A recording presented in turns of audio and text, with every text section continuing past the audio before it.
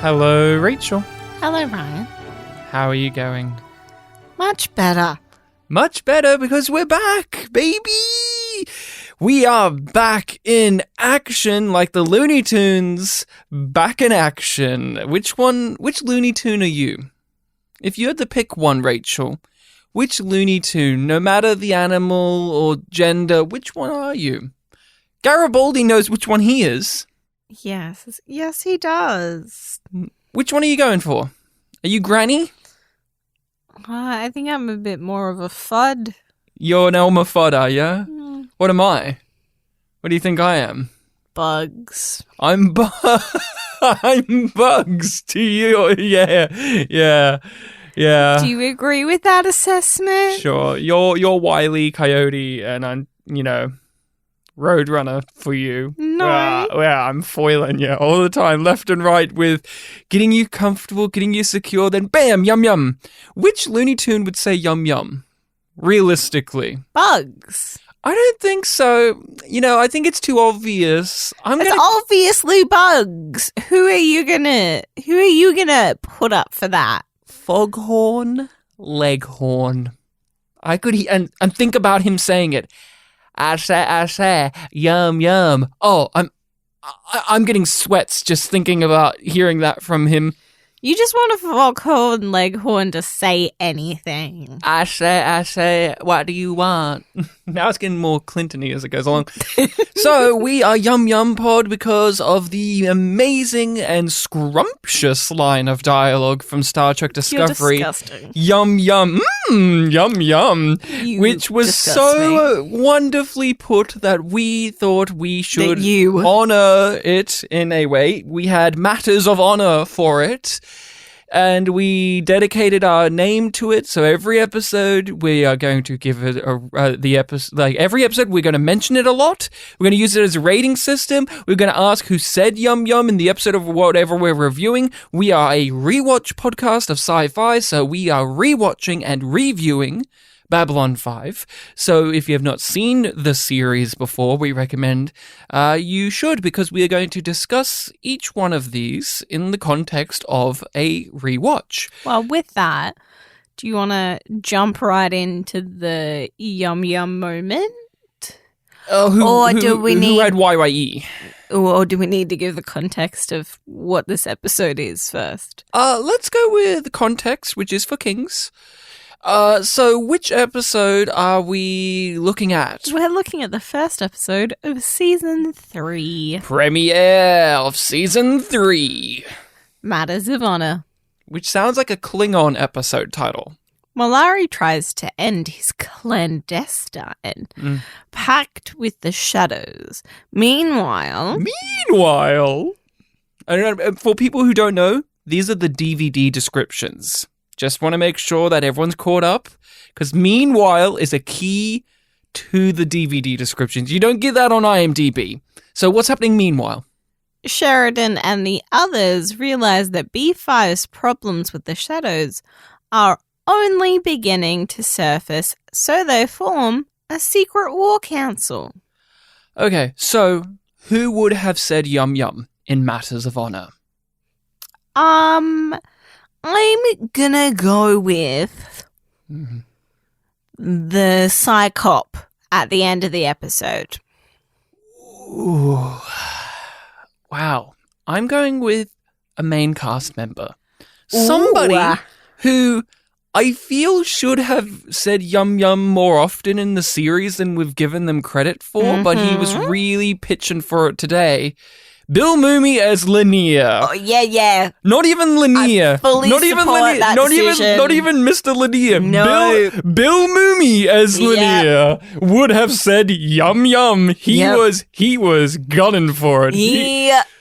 He pushed a child to the side and said, "It's me, it's me, it's me, it's me." And then the big bold thug from that bar fight was like, "I thought it was going to be me, right?" It's Lanier, baby. Bill Mumy. If you ever need a slice of ham, go to Bill Mumy in this episode. Bill Mumy has given me protein today.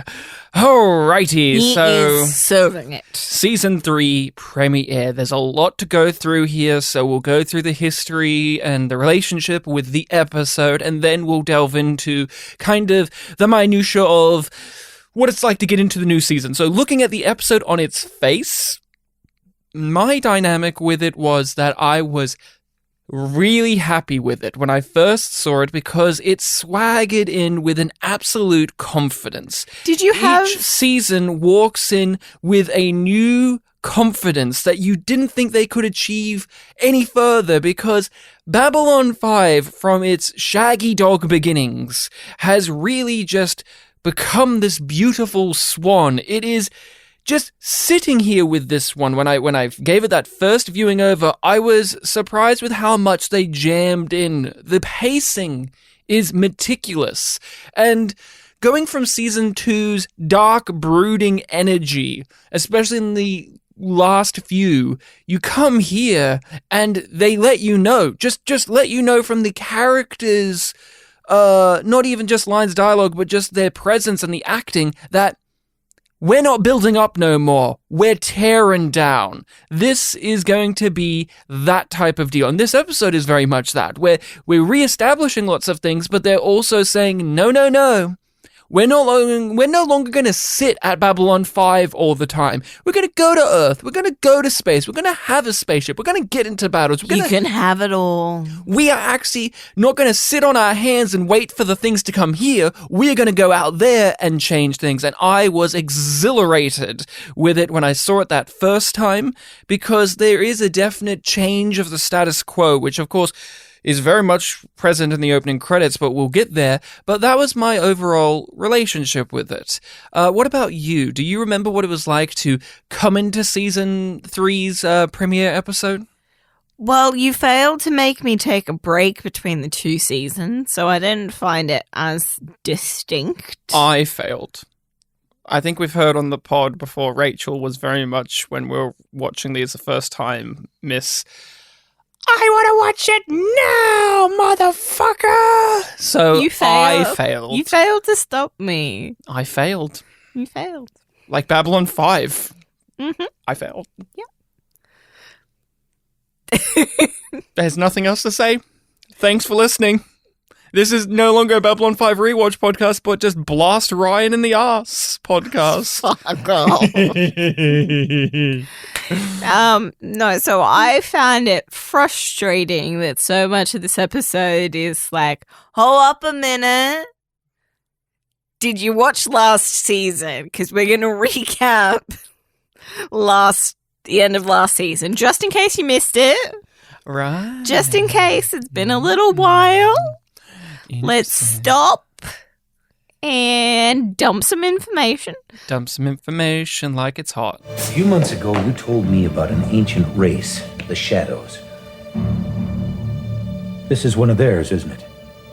If we're going to ask me what I remember you watching this episode the first time, very different experience. I remember being other things too. There was a certain man who swaggered in.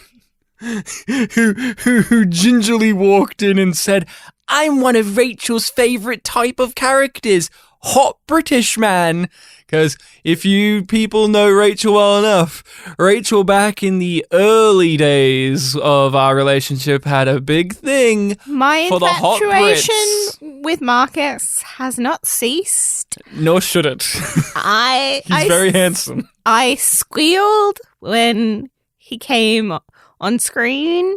Mm-hmm. I did a little, like, sort of excited dance. Yes. Almost, when I heard his voice for the first time. Because you hear his voice before you see him. And you were like, oh, is this guy going to be in the show? It's here. There's this sexy British man is here. And then when he has his first scene with Ivanova, I also did a squeal. You were shipping. Oh, fuck. Rachel was clued in from the drop. I remember one comment you made on that first watch. You looked at me when he was in the opening credits and you said, do we have a David Tennant on this show? Because he was like the remarkably handsome but adorably handsome Britishy guy. Yes. And you were like, is he going to be the David Tennant of this show? And I kind of rolled my eyes because I'm like, yes. Yes. He does run a lot too. Yes. Begrudgingly, like through gritted teeth. Yes. Nah, you didn't give that much away. No. Yeah, and then I repeat, like, the squealing specifically that I was talking about just then was the ones today when we watched it. But I'm pretty sure that I would have done something similar. You are on not the first watch. You are not private when viewing something, even with me. If you are attracted to a certain cast member or character, you will let it be known. You are very much, that guy's hot. I hope he sticks around so I can see him be more hot. And I just have to take it. I just have to take it. I'm just like, I don't do that as much with people. No. I'll just be like, No. I would be like, yeah, Kristen Bell's cute. She's just cute. You're secure enough that you don't find it a threat that I find other people attractive. Well, yeah. Especially because Marcus isn't real. You know, he's fake. He's not real. It's fiction, Rachel. Yeah. Marcus isn't going to come here. I'm secure. Yeah. I do JMS, listen to me. Do not make Marcus come to my fucking house. I don't want that. Though you do find it frustrating when I get enthralled in shows or books and I do get like taken away. And you're like, I want to spend some time with you, and I'm like, nah, I got to spend some time with these fictional people. Because you become like an old granny who reads those like what are those books called, like with the rippling chest and the woman's been thrown on a stack of hay on the cover. You know those books. Where it's just like, and it's like a fantasy about like, I've been washed ashore in this rugged pirate and all that crap. You'll like that, but with fantasy crap books where it's like, fantasy crap books most recently. Very deep down the rabbit hole of the All Souls trilogy. Everyone, you now know what Rachel's been reading. The All Holes trilogy. You heard it here. All the holes are explored in a trilogy. You know what? That book series could have done with more fucking, to be honest. And more holes. They lack of holes. Like they do. Like they have the build up, the anticipation, a few sex scenes, and then they do. Anyway.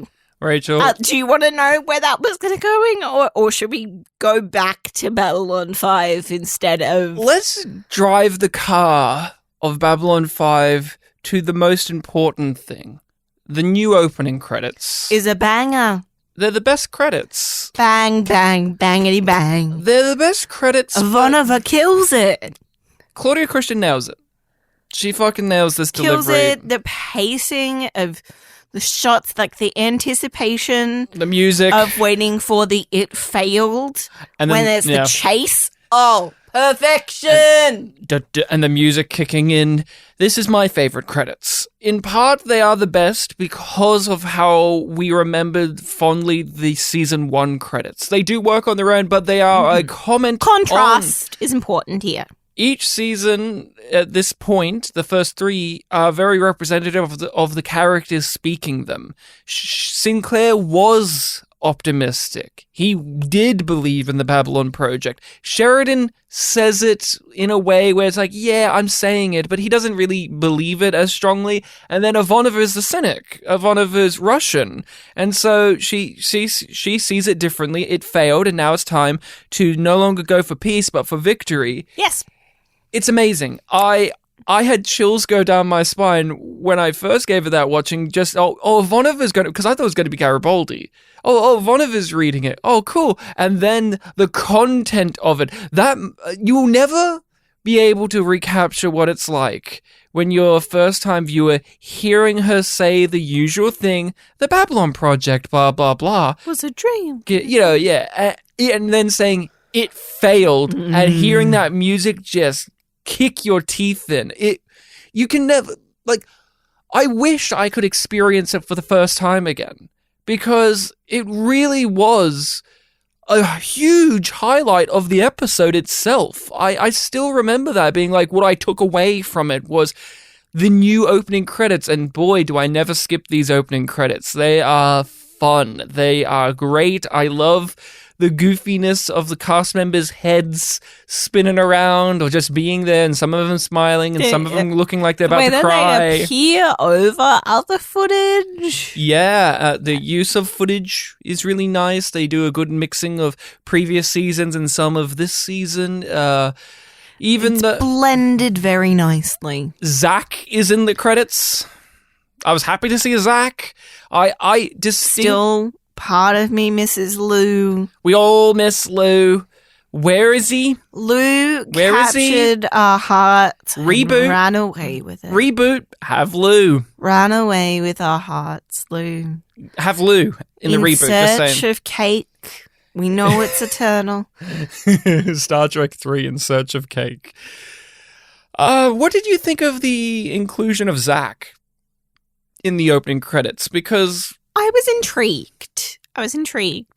Obviously, the first time was dubious because it's like, well, Kefir. But we knew Zach. But for Marcus, he could have been the Kefir, right? Yes, Marcus could have been the Kefir. But the point that I was going to make with Zach there is at that stage, opening credits does not equal more screen time. But it does underline them. Yes. And Zach was getting more stuff to do at the end of that second season. So it's just like, oh, this stuff is going to continue to matter. Right, but you were dubious to begin with because of the Kef. Yes. Who ruined everything. You haven't forgiven Kefir, have you? No. He doesn't deserve my forgiveness. But if it makes you feel better, this is the last time they ever reference Kefir. Yeah. This is it. Goodbye, Kefir. Sadly, it got him killed. He no longer exists in the show anymore. No. After this episode, never hear his name again. Never. His girlfriend? What girlfriend? Who cares? I remember being zoned into Alan because I was like, they've got Zach Allen in the opening credits. That guy was getting some stuff, but if they're putting him in the opening credits, that means they're definitely going to do something with him. So I was zoned in. I was wanting to see what he was going to do. He was the cast member, the character that I was looking at the most intensely when I was first going through it. And what a reward that was. I'll say that it was such a treat. I love Zach. You did the right thing, Zach. Everybody always says that. I don't know who means it anymore, but yeah, this time maybe I did. Let's kind of go through some of the minutiae. There's some new things here. Some new sets, some new kind of establishments. I want to start with the CG, though. Okay, yeah. Because it does feel like it goes up a notch. It does. It does go up a notch. Yeah. The shading of it is very pleasing. Yes. It just feels like, they got that software upgrade. So now they're able to do things just with a little bit more detail and maybe they had a little bit more time going into the season because, as we've discussed previously, the production cycle for the first 2 seasons was quite odd.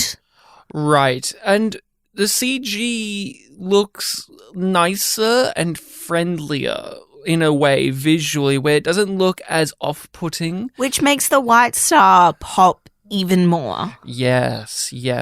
Overall, season 3 is my favorite, and a part of its reasoning for being my favorite is the improvement in the visuals on all front in a way that makes it feel warm and accommodating. Whenever I see season 3, you're at home on Babylon 5 now. There's this nice warm hue to it all. There's this friendliness to the visuals, whether it is the CGI, where we get lots of vibrant colors, lots of greens, lots of purples, lots of oranges are being had here in the CG realm and on the actual practical thing. This episode had a lot of green aesthetics, lots of green lights happening, and it just it draws me in. It makes me feel secure. It has less of that bright, neon-y type of thing that season 1 and season 2 had, even though that's still prevalent. But there's just a certain way that the lighting is done and the cinematography and overall production design is done where Londo's quarters no longer look as ramshackle. They look nice, but still messy. But the color of his room now, there's that silver over here, gold over here, purple over here, where my eyes are drawn to it and they feel comfortable looking at it instead of just trying to figure out what they're going for or being off or it being off-putting or any of that. That is a major part of it. Definitely found its aesthetic. Yeah, that's it. And it has built the world so it feels lived in terms of like what's going on. We know these characters and we've seen them and we know the world enough that when new characters come in, we get a feel for them fairly quickly and can appreciate them for what they are or what they aren't. And since they know what they want to do, things are less strained to get there. So Londo's hair... They know where to put their budget. They know where to spend their money. And they've built up certain things over the course of the seasons of like building up certain sets. And again, it's giving it a lighter quality. Londo's hair is far more nice to look at. It isn't as messy and as scraggly and you can't see through it as much. It looks sleek. It looks nice. It gives him an air of dignity. It makes the hair look less silly than it used to. Jakar's makeup is less harsh.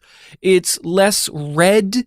This is probably my favorite era of his makeup as well, where it gives you enough of the actor underneath. Because even in season 2, he looks great, but there is that kind of, that one hue too much over the line of red for my liking. Here, he's got far more of a understandable skin tone to him. Think back to season 1 as well. And, it's just nice. We have the White Star is introduced, their own personal little warship, their little fighter, their little Defiant. And I am going to break some hearts. I don't really care. It's a nice... Why? Why don't you care, Brian? I don't hate it, but I don't love it.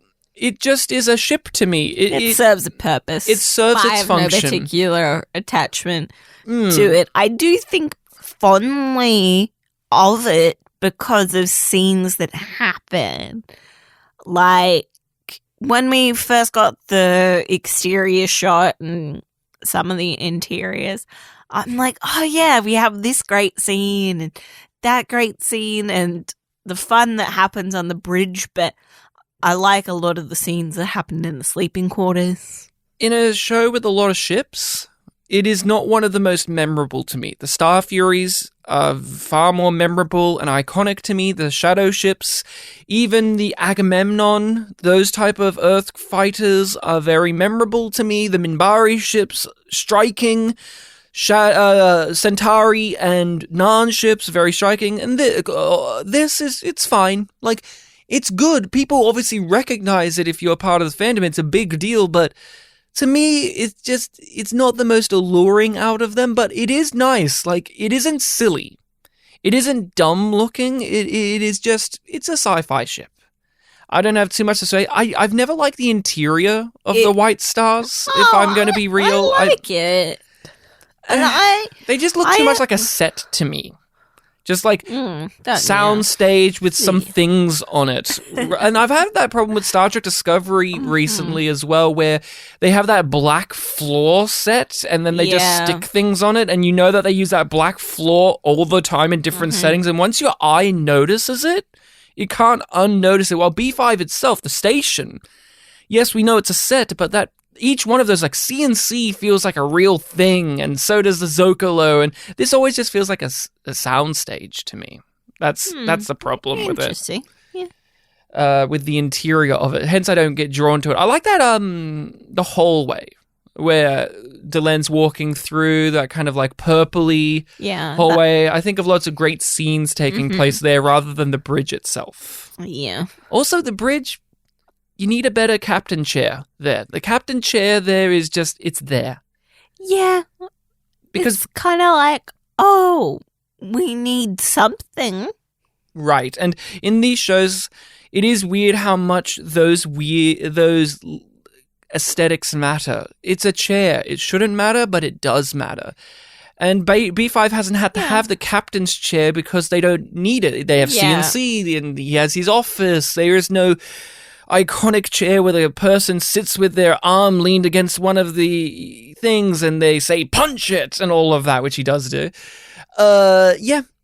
You have talked about your affinity for Marcus. Now, I did not have that affinity for Marcus on my initial watch. When I saw him pop up, you were a young boy. I was 15 probably, and I rolled my eyes. Because I grew up in the age, like you did, of sexy Doctor Who. Ooh, it's just like, look, we have in the Joss Whedon era with Spike and all of that, where it's just like a nerd's interpretation of what a cool person is. And it's like, they never shut up and they're always quippy and they have long hair and they're British. And, he always came across as a D&D character brought to life for me. And I was not on board with that. I was not on board with them bringing in eye candy. That's the thing. This show never really had eye candy to me. Like, Warren Keffel was nothing. You could argue he was eye candy because he was a handsome man, but everyone in this show is just kind of like, they're just people, like Bruce is handsome, but I wouldn't say he's eye candy, but you see Marcus and you go, oh, they've got the sex factor here now where we're going to bring in some certain viewers like you, Rachel, where if you were watching B5 back in the day and you were kind of flip-flopping and then you saw a promo for this guy, would you have tuned in? Shamelessly, yes. Shamelessly, yes, but it's true. And I like Marcus. I just want to clarify, I do like him, but it took me a very long time. And even he was a grower, not a shower for you. And he got better for me on rewatches. This is the benefit of a rewatch, because if we were watching this that first time and reviewing it, and I had this, and I most likely would have had this attitude if we were sitting here right now, I would have been shitting on this character more so because, I was just kind of affronted by this. As a guy, I'm just sitting there going, oh, here we go. We got the pretty boy. Oh, the pretty boy's on the ship and he's going to do pretty boy things. Like, oh, they're getting a hot guy to try and make girls watch sci-fi? Yeah, and a hot guy to romance Ivanova, because that's also his function. And it's very obvious from the beginning that's his function, that he's going to romance Ivanova, and I didn't need that. I personally didn't need that. I didn't need Ivanova to have a romancing story. I didn't need that for her. No, and she doesn't need it either. That's part of the thing as well. And you are far more drawn into the strained romantic stuff of theirs in comparison to me. It's not my thing as much. Like, I like them as characters. I don't really have a strong attachment to the romantic angle of it as you do. No, thus you are dancing with you when you see them on screen together for the first time again, and you're like, Eee! I'm just going, oh, I know where this goes. I know where this goes and doesn't go. I did have lots of moments of being like, oh, I'm excited over nothing. Yeah. In a weird way. In the first chunk of season 3, he did worry me because he was the writer's ability to put in clever dialogue all the time, like clever in quotations, where it's like witty, smarmy, that Joss Whedon-y thing where Joss Whedon will use any character for that. And JMS is very good with that dialogue sometimes, but also it's like, you got to reel it in. And when I was given this a go, Marcus gave me those red flags, and in the first several episodes, those red flags were waving high. But again, I love the guy. I was happy to see him on this rewatch. I saw his face and I said, oh, I can't wait for you to grow that beard out some more, because you're still like a newborn here. I want to see more of the filled in dark beard because he looks sexier with the full filled out facial hair. Here, he got told you have to grow it, and he was like, shit, It takes me a little while to get it going. I like the style that he has going. You just like seeing a little bit of chin, don't you? Don't you? She's smiling at me. It's true. Why do you say things like that? Because I know you. Because I know you. This is a real let's get Rachel's kinks on the pod. Oh! I don't like extortion. And I don't like insults. Funny, with a face like yours, I thought you'd be used to it by now. This episode is more interested in re-establishing and getting us up to speed with where we were last. And in a way, that is what draws it back in rewatching it from a modern context where shows don't need to do that as strongly. They still do that, but not as strongly as this. This is a product of its time in which the episode is all the characters saying, I know this and I don't know this and this is what's happening here, and reminding us, and hey, I'm going to end this and this plotline's going to be... It's a lot of catch-up being had. And I don't fault it because this is what it needed to be. It's required. It's required. They do it fairly well. Slick. Considering. It's efficient. JMS is in full groove here. He knows the show and he knows how to machine gun fire through exposition in a way where it isn't messy. You're never lost. You never feel like they're skipping out on a beat, but it does weaken it for me looking at it today because we've had a couple of weeks away from season 2, obviously, and we are just so accustomed to the modern age of television in which you just have a previously on and then you move on and then the episode have some minor little exposition dumps of catching up. But this 80% of the scenes are just bam, bam, bam, bam, bam. Here's what's been happening. Here's the shadows. Here's the stakes. Here's where this character's at. Just laying down the groundwork. And I think it is doing it far more aggressively than season 2 did, because season 2 had to focus more so on establishing Sheridan as a character rather than establishing everything else. And all we had was that Ivanova monologue. You know what? I also don't begrudge it that much because we have the foresight of the season 5 opener with Lockley's dumps, which are so much worse than this. Yeah. And so much worse than Sheridan. True. It's true. Mr. Ndawi is a device more so than a character in the episode.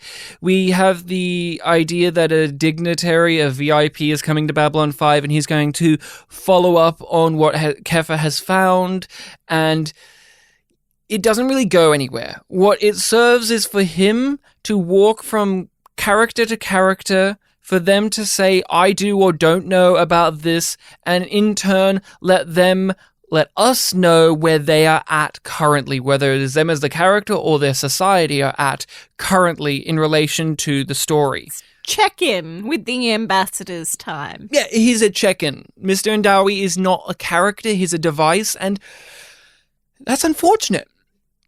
Because the actor does a fairly good job with what he's given, considering it's a very thankless role.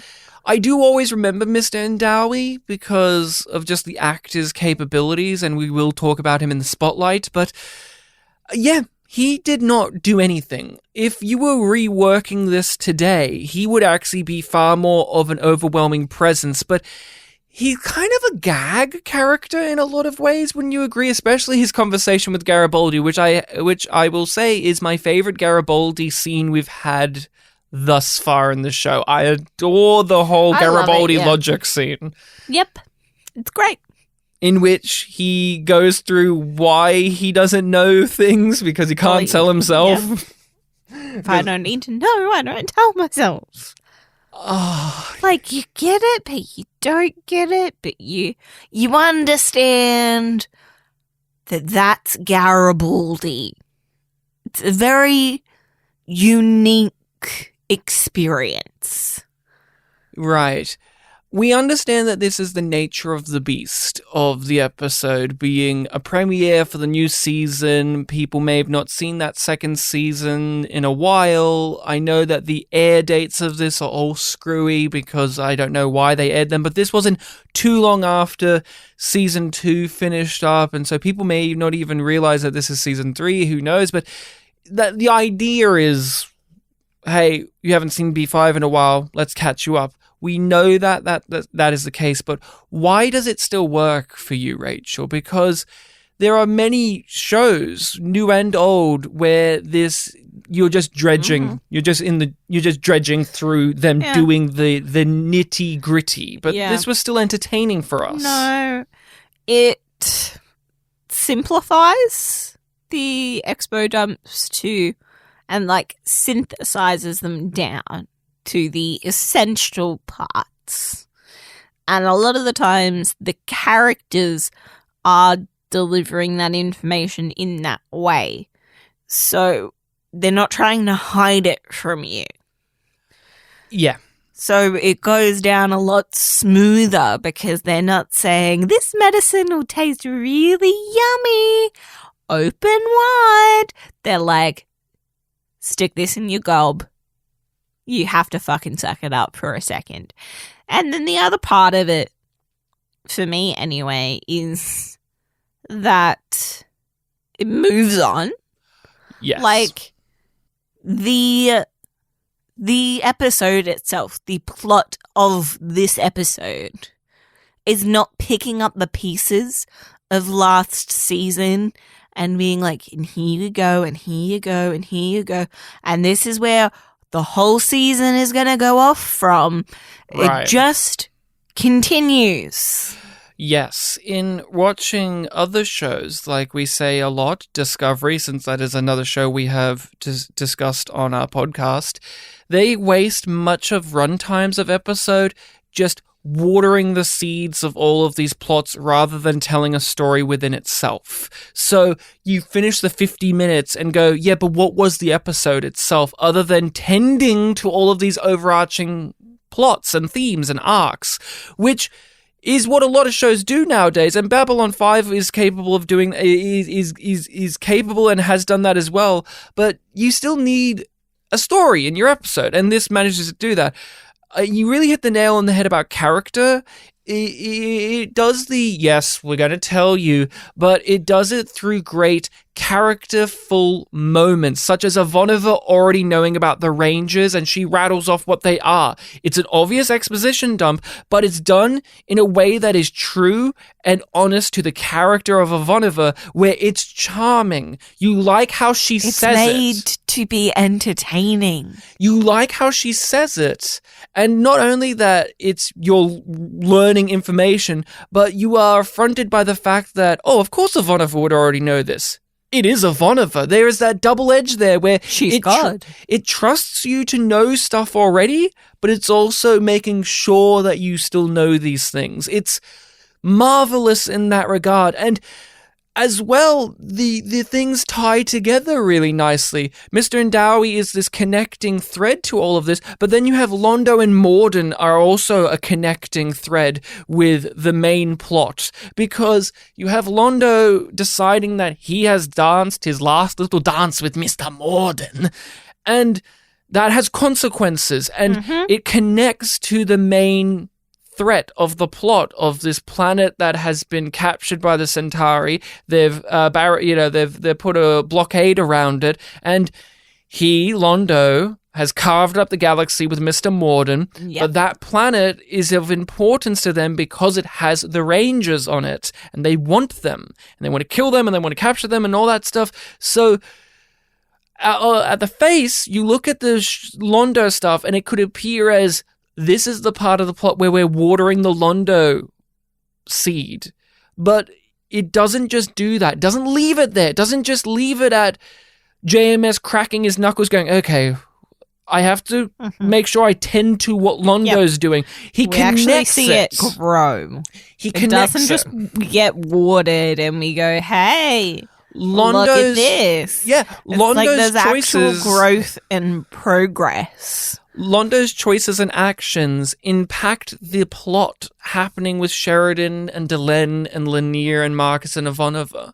Isn't that great? That was one of the things that I really loved sitting here today looking at Matters of Honor. I kind of forgot about how much it does. Like, all I remembered was him and Morden carve up the galaxy together, and he thinks that he's cute little graphic. I love it, where it has the fiery thing to let you know they're evil, which is so silly. But that's what I remembered of.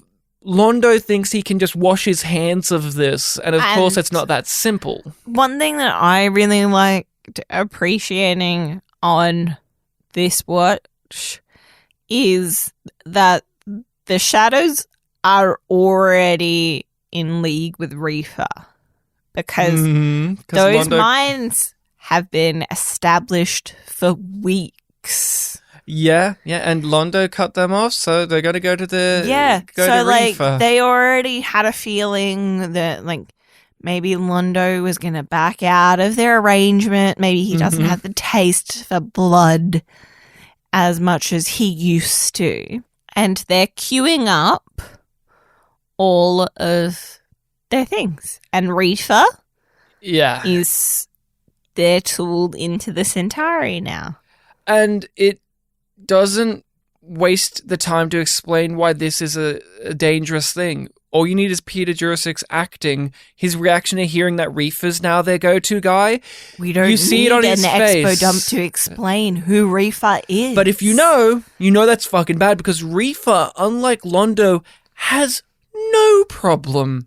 He has no soul. Londo has a shred of a soul left. He has no conflicted quality to him. He is ruthless. He is a monster. To think of him with the resources of the shadows is terrifying. It's terrifying. Because Londo, although ruthless and very cunning, he has guilt. He is guilty. That's why he's cutting off his ties. It wasn't his idea to use nuclear bombs and asteroids to help bomb Narn back to the Stone Age. Yeah, no, that was Reefer. But he sat there. That was Reefer. He sat there and let it happen, though, and that's the thing. Londo's guilt complicity. Londo's guilt is getting to him, so he thinks that he can just wash his hands. Yeah, he's like, if I wash my hands, if I separate off, I'll be fine, right? It'll be fine. If I don't do any more bad things, it'll make the bad things that I do better. If I sign a deal with the devil and tell the devil to go away, that means the repercussions of said deal are gone, right? No. Your soul is gone, Londo. And you see the consequences.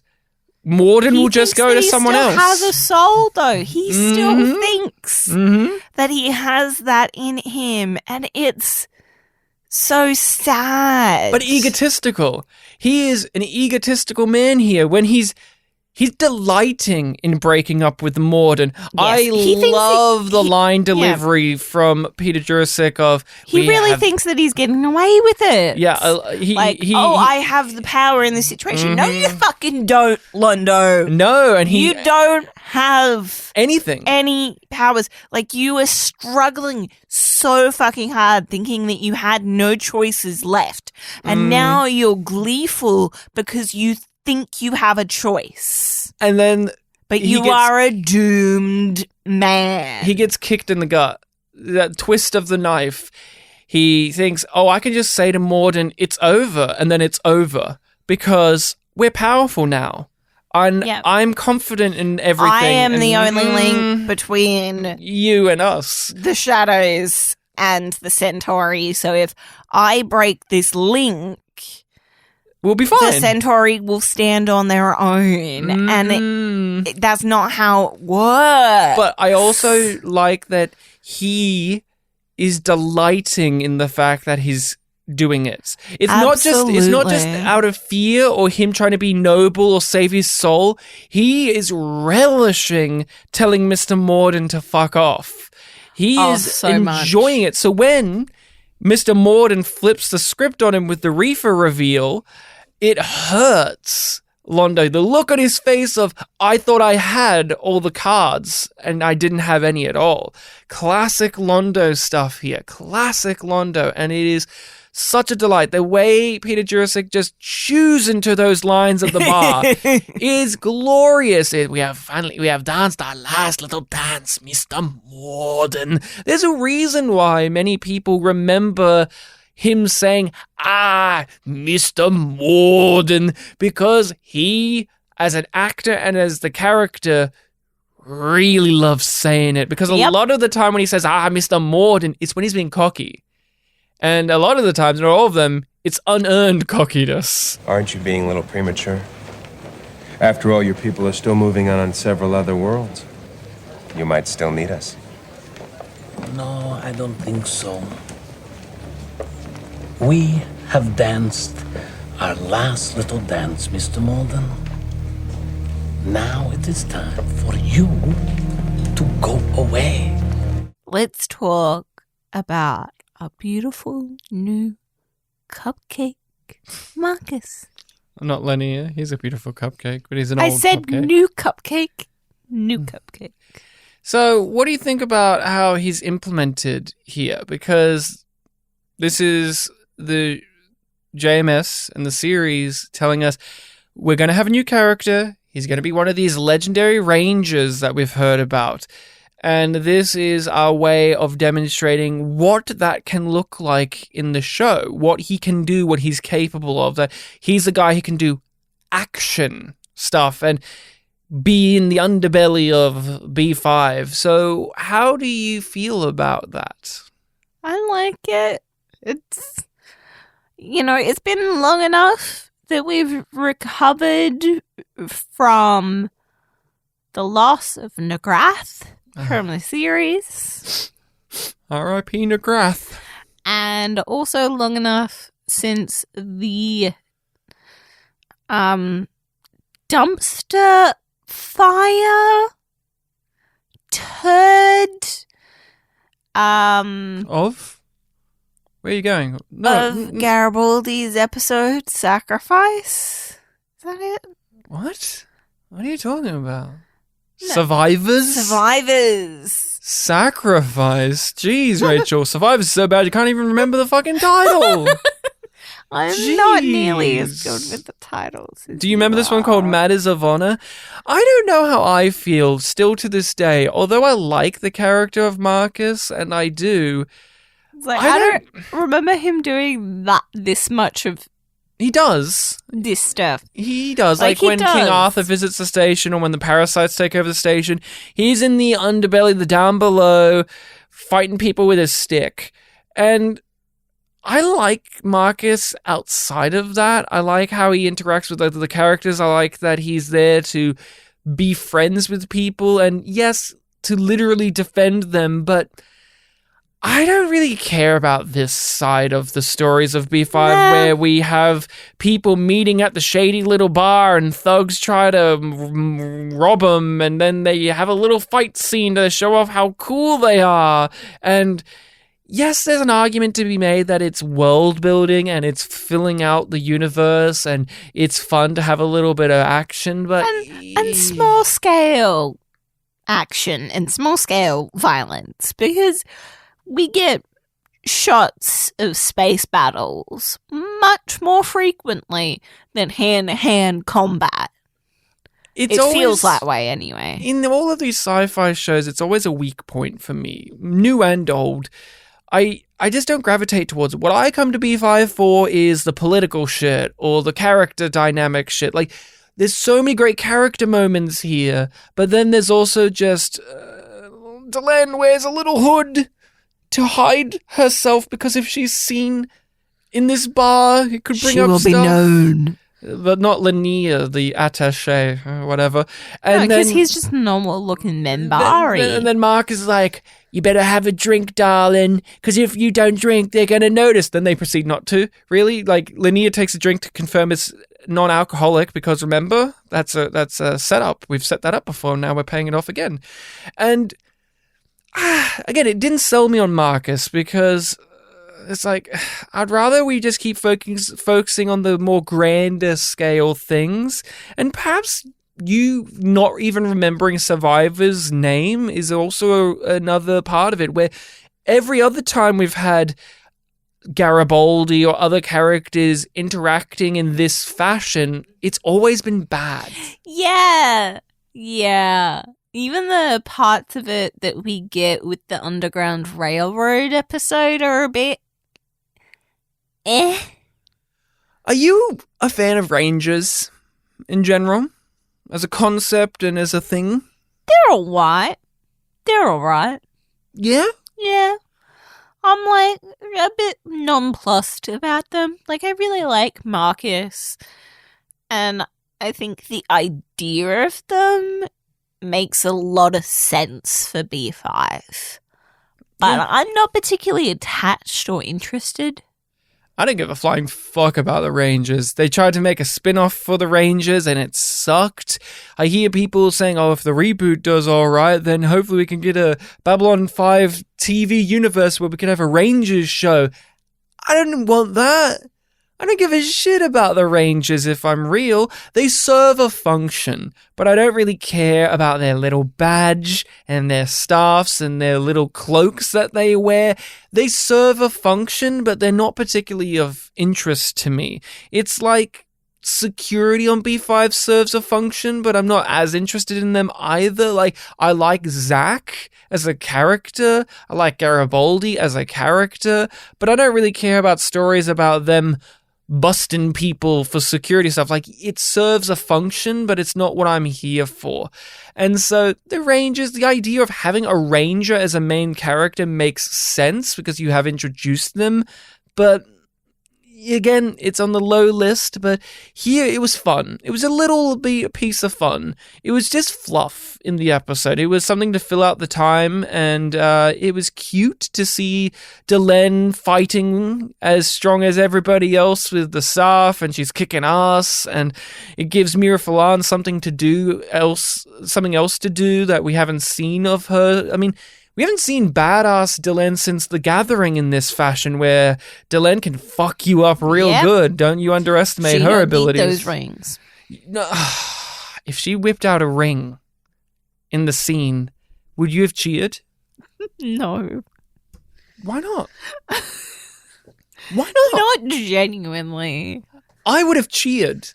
I would have laughed and laughed and laughed because it's like they remembered so much from The Gathering, but also not a lot. And they decide to ignore some things, and I'm like, yes.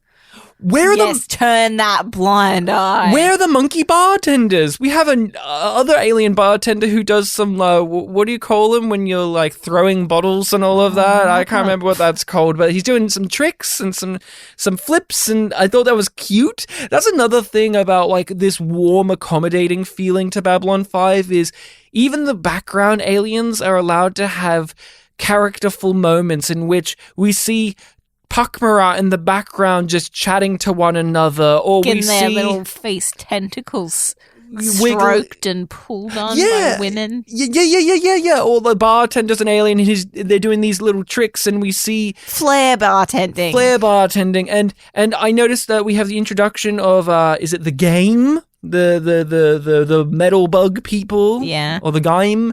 And I love those guys. They're little freaks, but I was so happy to see them. And I saw two of them in the background just like chatting, and one of them was slapping the other one on the shoulder, and it was a nice attention to detail. So again, sometimes that's all you need is just some fluff that fills out the world and gives it a more lived-in quality. Not everything has to be earth-shattering.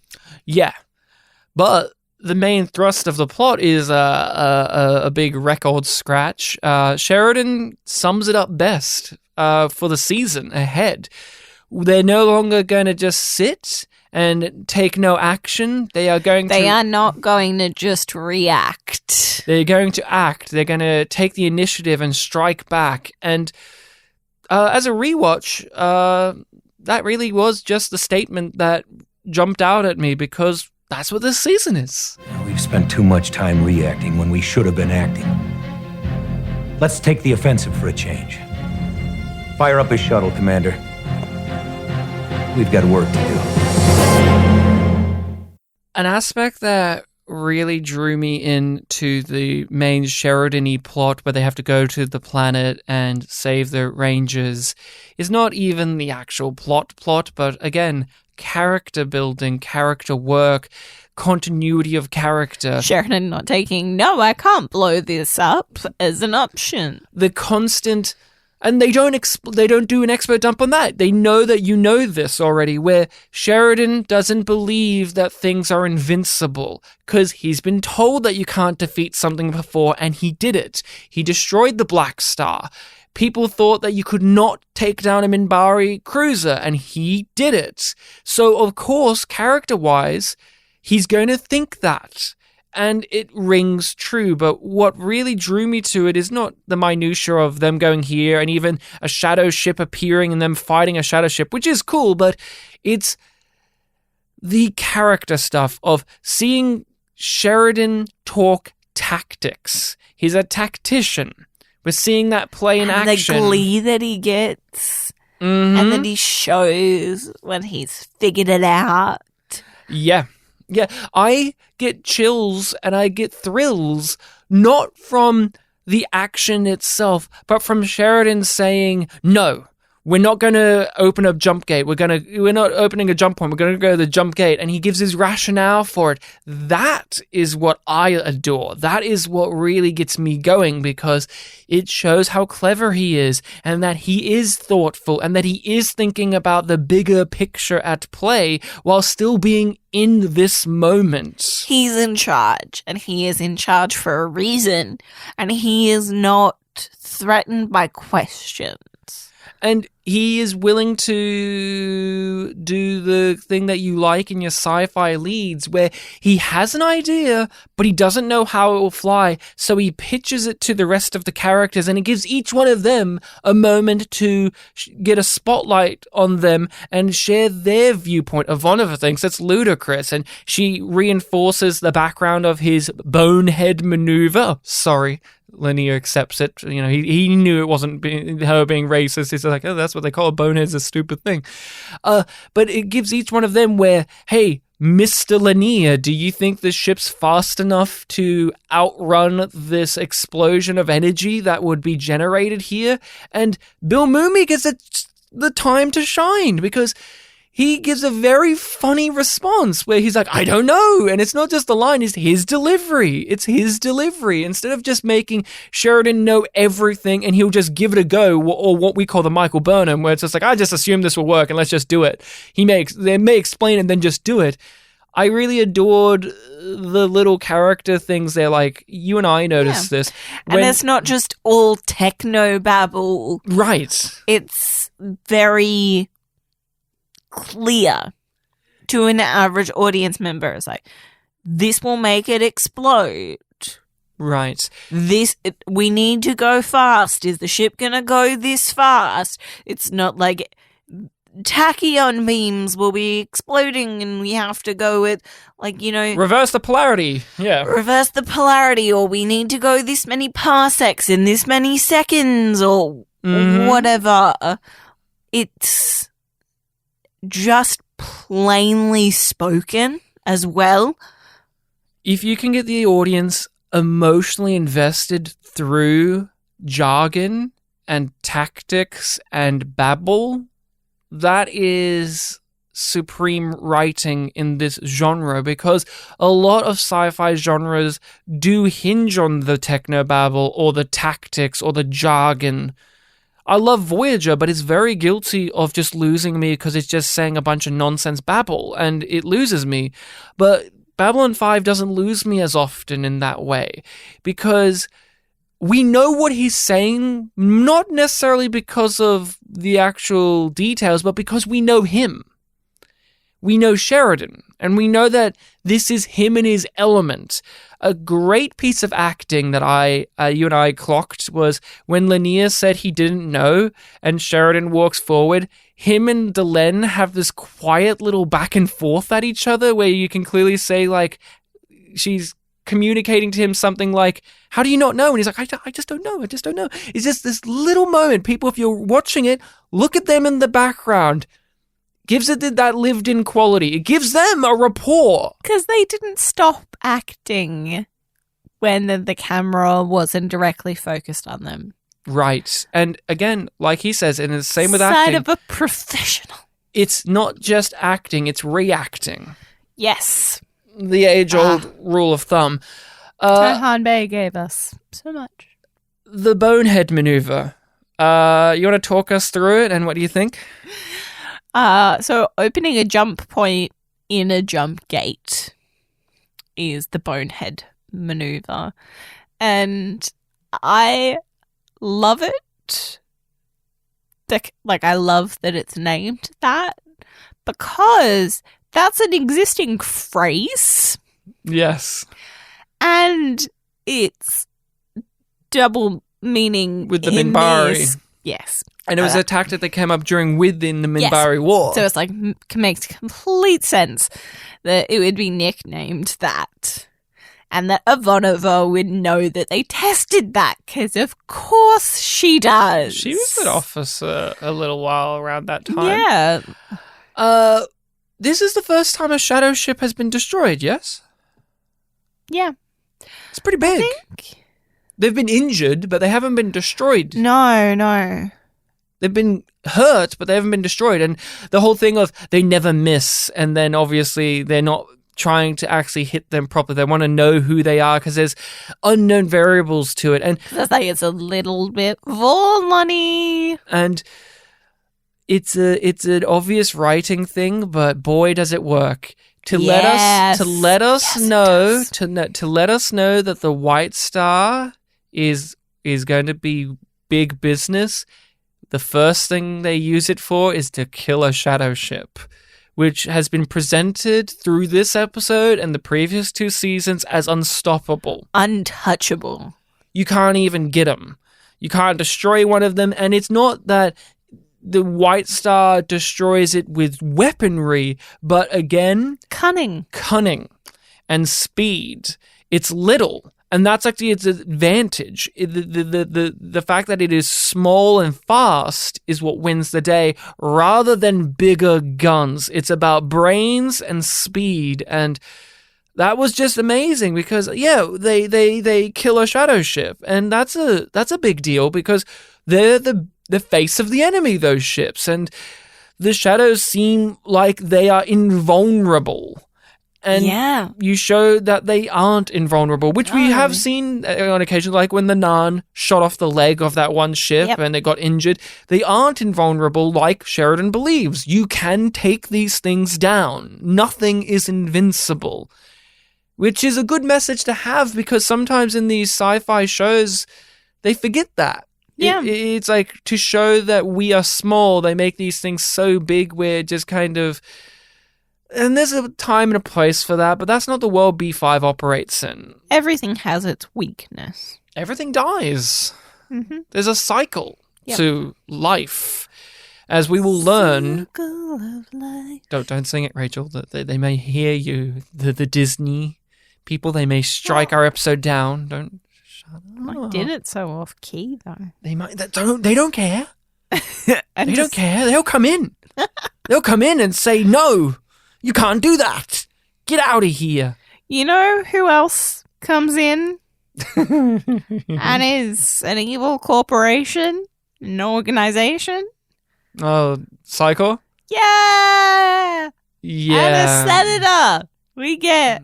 Earth's evil, huh? Yeah. We Did you get know? a little bit of Earth Dome. Is this the first time we've been on Earth?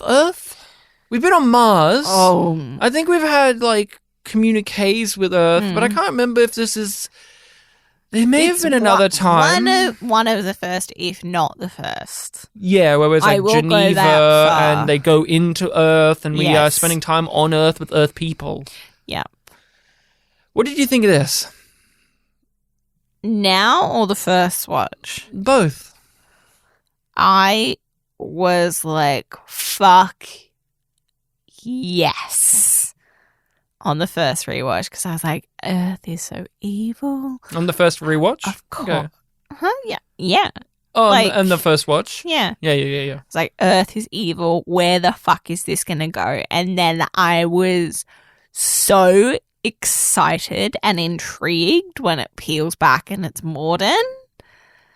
Because, like, I didn't fully, like, pin it when we heard his voice. He has a recognizable voice. He does. But, Smooth. like, I was so distracted by the evil vibe that was happening in the scene that I didn't think about the voice. I was like, oh, who is it? Who is it? Who is it? Show me. And then they do, and I was like, oh! To me, they did it! To me, it answered a question I had when I watched the first season. Yeah.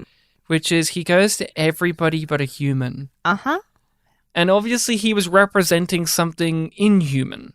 Yes. Alien. Not, yes. And so it answered that question, his which interests is they have already gone to humans, so they don't need to. But it was one of those things that I was like, oh, I guess, well, they don't have a human ambassador on Babylon 5 that he can't just walk up to the commander. Like, that was my thought process when I watched this. But this was a great way of saying, no, Ryan, you having that thought was actually correct of why didn't he go to a human? Because he's already gone to this. And so it sets the scene. He is in there. It also makes you understand that, oh, so this is probably how Earth has gotten away with so much stuff, that they are doing a Londo where they are using the associates, but in vastly different ways. Londo's using them for conquering and expansion, while they're using them to restrict Earth and make them internal and introverted and to spread fear and to... And that makes a lot of sense because part of the Shadow's whole shtick is that conflict makes you grow. And the conflict to be exploited with the Centauri is their hatred of the Nine. And their need for colonial expansionism. We have a manifest destiny that we will see to. While Earth has internal conflicts to be exploited. Yes. Because we more recently had the Mbryo War, which fucking wrecked our planet. Wrecked the psyche of the Earth.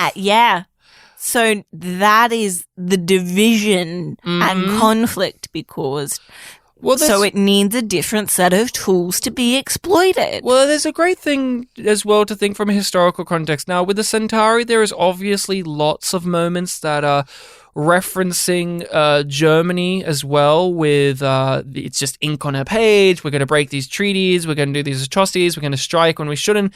But with them, it's also a lot of different colonialist, imperialist empires, whether it's Romans, whether it is the French, whether it is England itself, and many others. There's a definite kind of imperialist angle of chaos for them, where there is this expansion. Absolutely. But with Earth, it is very much like Nazis and Germany, where they went through this big conflict and they were humbled and they were put down and they were put into turmoil, and through that chaos, they found unity through fascism. And we've seen that happen many times over in recent times. And that is a form of chaos in which the chaos that ensued after the Earth-Mbryo War has led to Earth finding a purpose through their nationalism, through their xenophobia and fear. And so you don't need the Shadows to have the same impact that Londo's using them for. Instead of shooting lasers outwards, the Shadows, their grasp is turning their claws in on Earth. And that is what's really great because it keeps it fresh, that what the Shadows do. Because the Shadows could have easily been pigeonholed as the big spooky guys that just blow stuff up all the time. And that's what they do. But it shows, and a great line from Jakar and from Morden is this whole idea of we won't rush.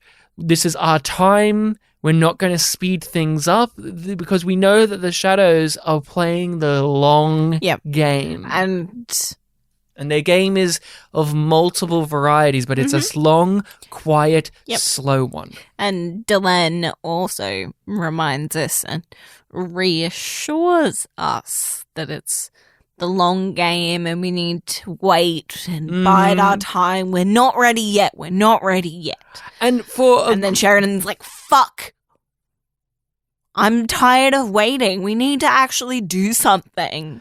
And that is a marvelous thing about the shadows is, although they are agents of chaos, they have learned to take it slow and patient. They're disciplined. You would think there's a dissonance in the idea of chaos and patience, because they are patient, but they're all about chaos.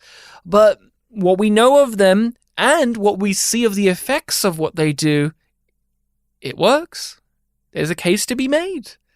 That's the whole thing about the shadows and the Vorlons is there are cases in our own real world as well as the world of the show for why their points have validity to them, and you see it here. And I just can't wait to get into season 3 some more. This is my favorite, and we are kicking off with a bang here. There's no need to rush things. Your government can dismiss this as an isolated incident. I don't know. There's something about this idea of a threat to planetary security I find very appealing. As long as we keep the real truth to ourselves, there's no reason we can't use this situation to speed up the program here at home. Interesting. What exactly did you have in mind? Let's get into Spotlight, not the film. We all love that Michael Keaton film, Spotlight. Spotlight? No, Spotlight is when we shine a spotlight on an actor or an actress that appeared in an episode of Babylon 5, whether they were big role or small, recurring or one-off.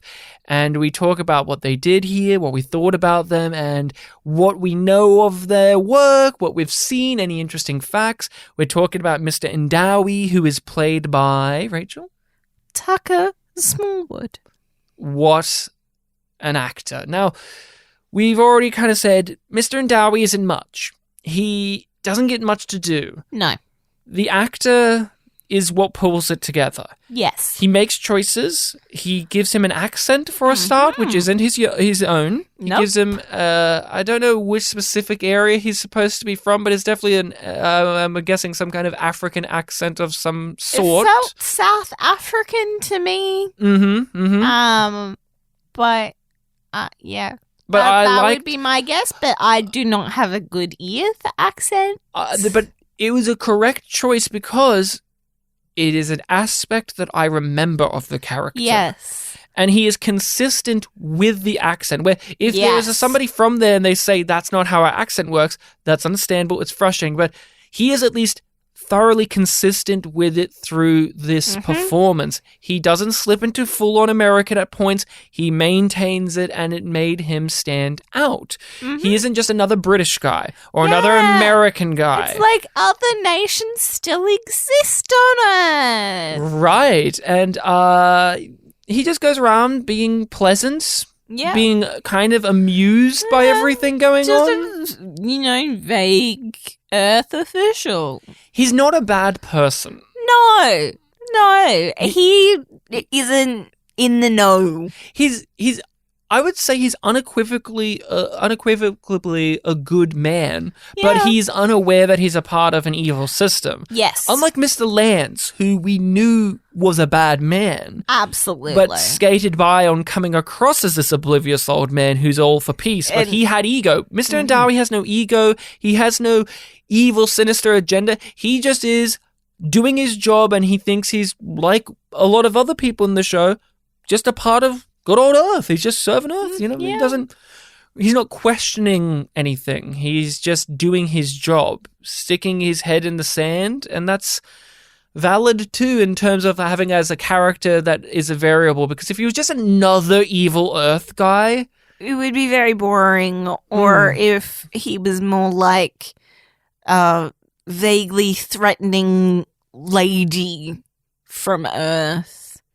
Yeah. Who helps out Sheridan in that one episode and then... Oh, yeah. And that episode... forever. Yeah. The Earth Resistance lady who's married to Jimmy, or is in a relationship with, was it Jimmy Smits? Anything else you want to talk about when it comes to him in this episode? I enjoy how he's spread pretty evenly throughout the whole episode. Like, he comes in after the credits and then is there for a couple of scenes and goes away and comes back. Great rapport with every cast member he gets with. And very distinct with each of them, but not in a way where it's just like, you're a mirror for this character.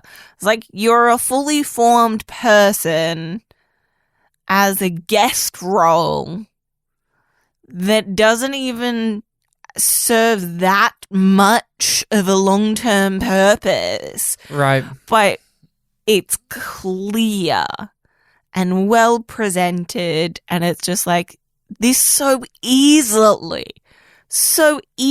could have fallen down. And we've seen similar styled guest spots fail in Babylon 5. He is an actor, Tucker Smallwood, that I love a lot. He's very similar to Ron Canada, who appeared in this series as well in season 1 as was it Captain Pierce. Both reliable character actors. Usually plays military types, judges, doctors, lawyers, Congress people. Like, he always plays authority figures, like Ron Canada does. Like, I feel like those two guys... He doesn't do long runs on TV shows. Well, one time he did, but we'll get to that. Like,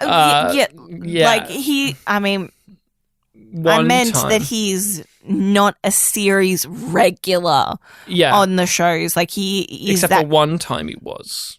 And then they cancelled it. We'll get to Space Above and Beyond soon, I swear. I'm still mad. Yes, I know, honey. And I know. sad. You can make that style of TikTok about it. It's fine. I don't know what you're saying to me. I'm not a TikTok boy. I'm sorry. Oh, fine. I'll make you make it. Guys, you know what Rachel's saying. Do you know? You do. I don't. I'm not with the kids anymore. Okay. I'm judging the kids nowadays. Yes, the kids are wrong. We get it. You like The Simpsons. I didn't say that. I just said I'm judging them. Mm-hmm. You were alluding. I know you were. Stop with these creepy POV TikToks, kids. I don't like this. That's what I've seen, and I don't like it. Yeah, because you watch reaction videos. And I have a TikTok for the Yum Yum, and the home thing always recommends POV TikToks, and I don't like them. You haven't interacted with the algorithm enough. I don't like the algorithm. It's creepy. Tucker Smallwood has had a long career. Still active in various pieces of media. Mostly television, but some film. And in both, he has that distinct attribute that you find with character actors. Want to take a guess, Ryan? He's always dedicated. He is. He has a specific cadence as well. Absolutely. Where if you know him, you can pick him. Even if it's underneath makeup, he has a certain... You weasel him out. You can go, that's that guy. I will give him this. I've seen him play a lot of roles with different voices, but the way he articulates is still, I can tell, the way he uses his mouth. Familiarity with him. The way he uses his mouth, even though he's got a different accent, the way he just articulates with his lips is something that strikes me. I go, oh, it's Tucker Smallwood. That was not the thing that I was going to get out. No, what then? No. Something that you can notice when you scroll through his IMDb page. Mm-hmm. You don't want to take a guess now? He plays a lot of military roles. He does, which makes sense because he was a military person. He got, I believe, drafted in the Vietnam War when he was 23. Yeah, and he plays a lot of military roles. Yeah, makes a lot of sense. Is that what you're going for? No. I've also seen him play a lot of roles where it matters that he's black. Like in Sarah Silverman's show, he's not God, Black God. He's God/Black God, he's according in to IMDb. Black Dynamite as well, one of the greatest films ever made, and he's fucking hilarious in it. Yes. He's like only a couple of scenes, but he's fucking great. He is great. He's a comedy guy too. Like, yeah. I've seen him play a lot of serious roles like this, but he's in Seinfeld, he's in Sarah Silverman, he's in Black Dynamite, like he's in several things. Black Sheep, the Chris Farley. Yes, there you go. David Spade. He often is able to do comedy stuff. I've seen him, and a part of his... He's got variety. And I want to get back to what you're getting at, but I just want to say a part of his comedic sensibilities I see is he takes this persona that he has here where he plays reasonable people a lot. I've always seen him play calm, measured people a lot. Yeah. And he uses that for comedic effect and heightens it. So in Black Dynamite, he's this evil congressman, and he plays it like, hello there, I'm a congressman. But he plays that to a way where it goes to that degree of silliness. Yes. Where it's like, you could see him playing this in a normal film, and he's played congressman in many great films, but he just knows how to tune into the silly version of the personas he plays a lot. But what is the thing? What's the recurring staple? What's the thing of him as a character actor? That he doesn't get character names. They just have job titles. That is true. He plays a lot of just, I am counselor, I am this guy, I am detective, I am... Data analyst, yes. And that again goes into, he plays a lot of thankless roles in terms of, he doesn't always get the big, juicy, meaty guest star roles. He is the guy who will come in there and play the small bit parts, but there's something about him, like with Ron Canada, where they have done it enough where you notice him. Yeah. You go, hey, it's him again. He doesn't fully just blend in. No, he's not forgettable, but he does play roles that are quote-unquote forgettable, where they aren't changing the narrative, they aren't giving the inciting incident, they just are there. And somebody has to play those roles. And again, he does it with gusto. He does it with flair. Yeah. He's been in Star Trek several times. Many people may know him more so for Star Trek Enterprise, where he played the primate Xindi. And he was great there. We've watched a lifelong dream of his to play an alien in Star Trek. When he first got to be in Star Trek, it was in Voyager, where he got to play one of the species. What was it, 8472 or whatever? But that was the one where they were pretending to be human, so he was just a human. Yeah. So it was like, I got to be in Star Trek technically as an alien, and then he got to be in full alien makeup. Now, if you were in sci-fi, yes, I can't remember if we've done this before, but if you were in a sci-fi thing, would you want to be in alien makeup? Yeah. You would? I think that would be fun.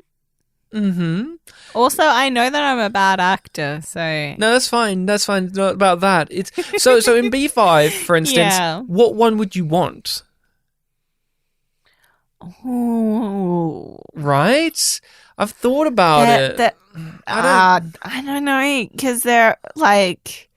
I know what I would want to do. What would you want to do? I want to give a go for a warrior cast Mbryo. I would love to I would love to use the bone crests that they have to like feel how that works and like look at how one moves their head, because there is a certain way with especially the warrior cast like Naroon and all that, where they have to move their head in some way. And I find that fascinating, and I want to give that a go.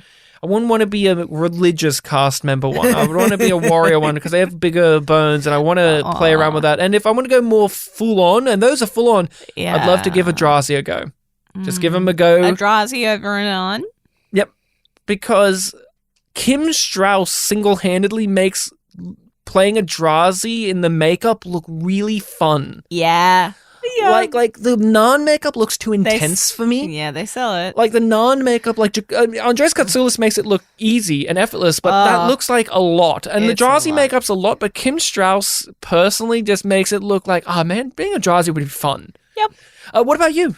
What do you think? I don't know. For shits and gigs, I'll go Mbryo. Oh, you want to go with the full, where you just put a hood on your head, basically? If I was in Star Trek, just because he was wanting to be one specifically in Star Trek, I would love to have a go of Avorta from Deep Space Nine. I that's probably one of my favorite makeup designs is Avorta. Jeffrey Combs looks great. Iggy Pop looks great as Avorta. I'd love to give a whack at the Avorta. I love their contact lenses as well. I would love to have a go of those. Yep. That's my go-to if I had to do one. And I'm not even the biggest DS9 person, but that is a standout makeup for that. So if I can roll on to Tucker Smallwood is known to me mostly as a collaborator actor for Glenn Morgan and James Wong, the writing team. So he was in X-Files, Millennium, Space Above and Beyond. He worked with those guys. He was one of their go-to actors. They have a great rapport and chemistry with him. I'm a huge fan of Space Above and Beyond. I want to give it a rewatch. I want to talk about it on the podcast one day, whether we do it on our Patreon or whether we do it on the main feed. He is one of the recurring main star characters in it. He's wonderful in it. He's a military role, of course. He's wise. He's excellent.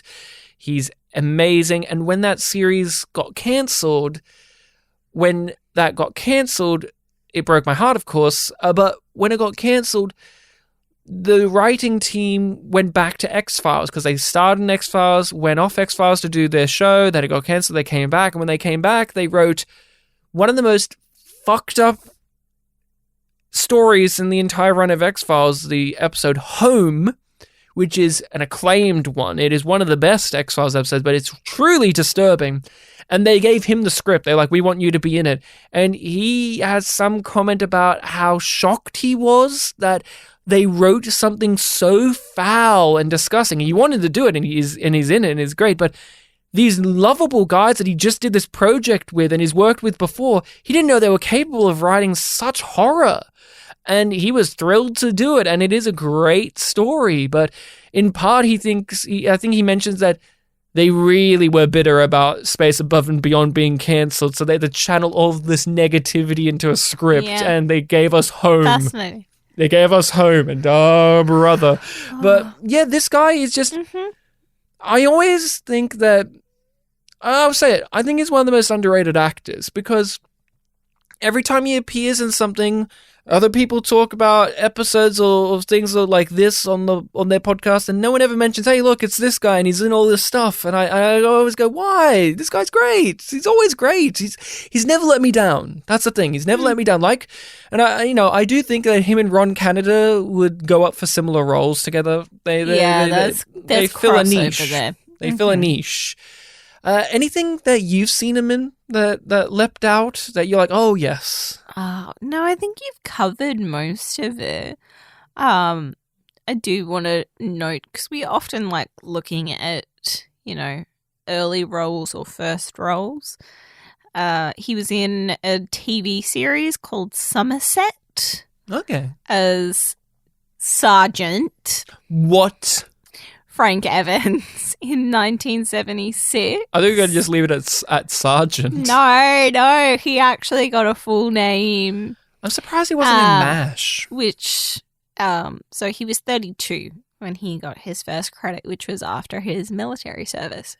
Excellent. Yeah, he's a guy that I would, I have always wanted to interview actors, but of these type of range where they mean so much to me, but they're not the no small part type actors. And he's definitely on my list of if I had to talk to an actor, he would be one of them. He's been around so much. He's worked with so many people. And he's in Space Above and Beyond and Babylon 5 and Star Trek, the holy trifecta. It was fun. I was having a look at his old website, or a website that was linked that was not IMDb, because it linked me from IMDb, but it had all of his roles listed up until a certain point. And it also has a section where it had starred with, and it was a long fucking list. But almost all of them were one time. And no one knows what this ship is or where it came from? Not that I could determine. I came across some interesting stories here and there. Most of it from 1,000 years ago. I don't know if it has any relevance or not. Well, we'll leave that for the experts to tell us. Good work on this, Indawi. I'll let you know what we find. We rate Yum being bad, Yum Yum being good. That's our scale. We abide by the Yum. There is no half Yums. We don't give a Yum and a half. No half a Yums. We are solid in our resolve of Yum or Yum Yum. Matters of honor. Yum or Yum Yum? Yum Yum. Yum Yum. I was happy. I give it a Yum Yum. Yum Yum. Sometimes I worry because, like, when we're doing Discovery, it feels like it's a never-ending yum. And I'm like, Babylon 5's the opposite, where it's a never-ending Yum Yum. Especially when it's hit its stride. The only reason I would be close to giving this a Yum Yum is because of viewing it through the modern lens and it's of not how perfect, but it's good, which means that it's a Yum Yum. It's perfect in its context. Mm-hmm. And a lot of TV, a majority of the lifetime of TV exists in the context that this is from. Yes. And I'm not going to fault it for that. I mean, it's not right to fault it for that. Just because TV has changed doesn't mean the things TV was is invalid. There was a reason it was like this. There was a reason it sustained like this. And this isn't completely gone either. So it's a Yum Yum. What are we going to be talking about next time on Babylon 5? On the next Babylon 5. Convictions.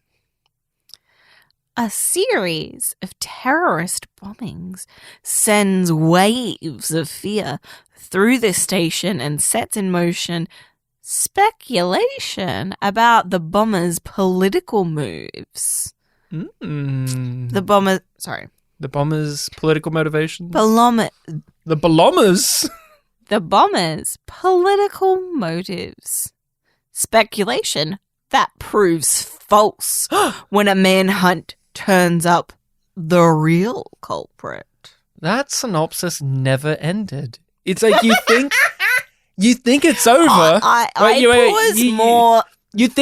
pause when there weren't commas. But that's the thing. It's not even that. It's, oh, that's the information. Oh, wait, there's more, and there's more, and there's more. It's like, oh, you're giving me enough without spoiling it. Okay, you're doing a little bit too much. Oh, we're still going. Oh, okay, we've taken a different turn. Oh, it's still going. Yeah, oh my God, the episode's about to wrap up. Could you finish the synopsis, please? There was no meanwhile. The description for this episode mentioned the War Council, and we didn't really talk about that. Yeah, I mean, it's set up nicely at the end. I like the fact that Franklin is just, hey guys, I'm a character that doesn't know what the fuck goes on at the best of times, but who the fuck are the shadows? Well, let me tell you about a story about a young man called Will, and he had his life turned upside down. All right, that is all we've got for you for this one. Thank you so much for joining us and listening to us on our journey of Babylon 5. It means the world to us. Every download, listen, each time you guys support us, whether it is financially on the Patreon, with a rating or review, with your listen or your engagement with us on the social media, it means a lot because we do appreciate it. It's not just rewatching Babylon 5, that's the joy. It's that too. And you can follow us on all the social medias, Facebook, Twitter, Instagram, Reddit, Tumblr, TikTok, all of them under YumYumPod or YumYumPodcast. We are active on there. Make sure to subscribe and follow us on whatever podcatcher you use. We're on YouTube as well, in case you're interested in listening through that medium. We also tend to upload some other videos on there from time to time, so make sure to check that out. If you want to talk to us more directly, you can email us at yumyumpod@gmail.com. we have the Patreon, where, yes, you can support the show for some bonus content, but if you join, you get to be a part of a group Discord, and that doesn't go away. You can be a part of the group Discord, join us in our discussions of anything you like, really. We often talk about Star Trek, we often talk about Babylon 5, sometimes Blake's 7 comes up, Space 1999, a whole numerous amount of things on Patreon is happening. We talked about Strange New Worlds, we talked about Picard Season 2, we've talked about the X-Men movies, we've talked about the Star Trek movies, given our thoughts on numerous pieces of media. It's a treasure trove over there. Come on over, YumYumPod on Patreon. But that's all we've got. Jakar did turn up here, but he was being too somber. Yes. He couldn't have said good eating to you because he grabbed out his holy text. He doesn't say that in front of the Book of Jaquan. No. You don't thump the book, and you don't say good eating in front of it. But that's why Rachel, while I've been talking and doing the promotional stuff, she closed the Book of Jaquan very tenderly, very gently, walked out of the room, put it away, came back in, so now we can say it. Rachel, good eating to you. And good eating to you.